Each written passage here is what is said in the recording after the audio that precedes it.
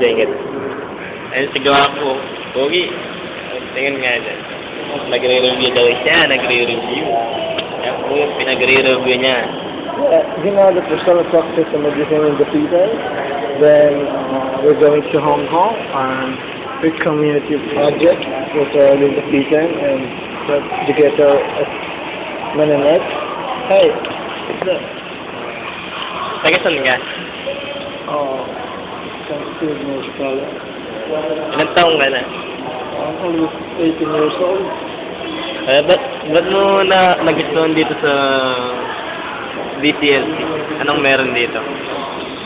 This episode,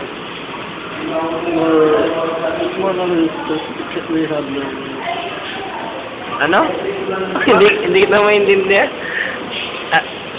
Anong nangyari sa PMI? Ba't ka lumipat dito? Nasara ba yung school niyo? Nasarado? Alam ko sa nasaraduhan kayo eh. Because, nagtrado siya eh. Yun. Ano yung problema? Ba't nasarado kayo? Di ba estudyante ka ng PMI? Hindi ganda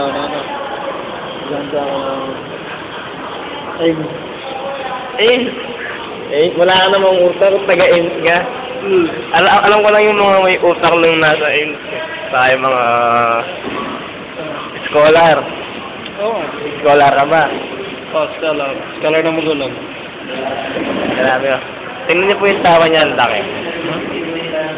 Yan po si Rotoni Giljon. Check. Ako. Rotoni. Puro po apelido ang pangalan niya. Rotoni Giljon. Tama na. Pogi niya po, no?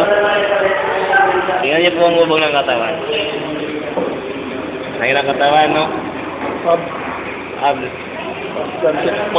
Kaya po yung pinakagwapo dito sa DCL. Muscle. Mapil po to. Mapil po itong tao na to.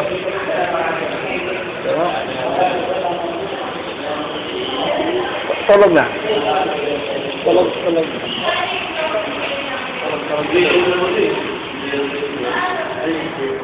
Siyempre ako. Guwapo. Noong unang panahon.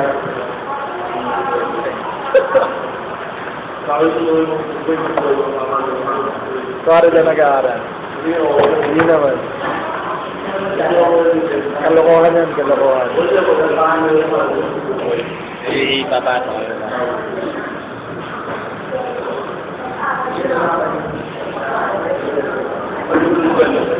Tama na.